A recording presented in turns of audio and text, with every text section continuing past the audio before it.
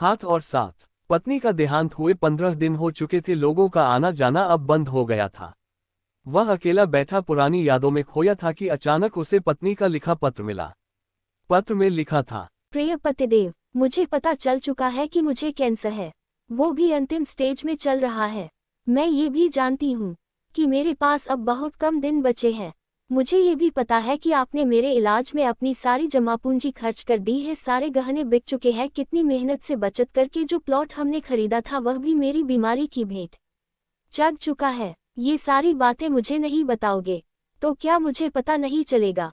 आपकी अर्धांगिनी हूँ। जिंदगी के 12 साल आपके साथ गुजारे हैं, आपके चेहरे को पढ़कर जान जाती हूँ आप किस हालत में हो। मगर मेरी मजबूरी तो देखिए, मैं आपके आंसू भी नहीं पोंछ सकती।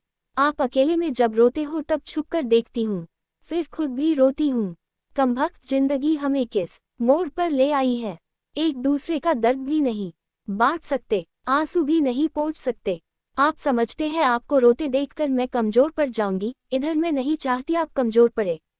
कितनी बेगानी हो गई हूं न मैं, आपकी उदासी का कारण भी नहीं पूछ सकती। आजकल सब जान पहचान वाले मिलने आ रहे हैं। शायद अब मैं 1-2 दिन की मेहमान हूँ। शायद मेरी यात्रा पूरी हो चुकी है। ये कैसा बुलावा है जिसका मुझे पहले से पता है। मुझे मरने से डर नहीं लगता, डर लगता है आप कैसे सह पाओगे मेरी जुदाई। शाम को घर आते ही मुझे तलाश करते हो, मगर अब मैं घर में नहीं मिलूंगी। कलेजा मजबूत कर लेना, जानती हूँ बहुत मुश्किल होगा आपके लिए मुझे भुलाना। 2 दिन मायके चली जाती हूँ तो पीछे पीछे चले आते हो। अब तो हमेशा के लिए बुलावा आ गया है। हाथ और साथ दोनों छोड़कर जा रही हूँ, मगर आप हिम्मत मत हारना, बच्चे अभी बहुत छोटे हैं। उनसे कहना मम्मी भगवान के पास गई है, जल्दी लौट कर आएगी। मेरे चले जाने के बाद बिल्कुल भी मत रोना, कलेजे को पत्थर कर लेना। आप मुझसे कहा करते थे ना कि मैं बहुत डरपोक हूँ, बात बात पर रो पड़ती हूँ। अब देखो ना आपकी पत्नी कितनी मजबूत हो गई है, दुनिया से विदा होने वाली है, रात दिन दर्द को लेकर जी रही है, मगर एक बार भी नहीं रोई। सफर बहुत छोटा रहा, मगर क्या करूं अब साथ नहीं दे पाऊंगी। इतना प्यार देने के लिए शुक्रिया, मेरे सारे नखरे उठाने के लिए शुक्रिया, मुझे टूटकर चाहने के लिए शुक्रिया।